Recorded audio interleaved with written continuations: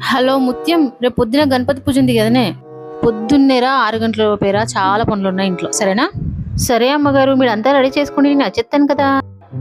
రోజులాగానే నేనే పని చేయకుండా దాంతో పని చేపించి నేను ప్రశాంతంగా పూజ చేసుకోవాలి. అమ్మయ్య. హలో ముత్యం, బయలుదేరావానే? అమ్మగారు, 5 నిమిషాలు ఉందటను అమ్మగారు.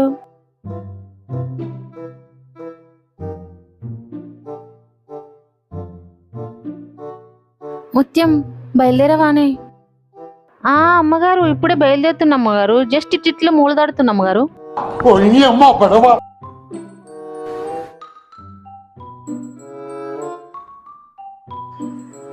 ముత్యం, ఏమైంది ముత్యం?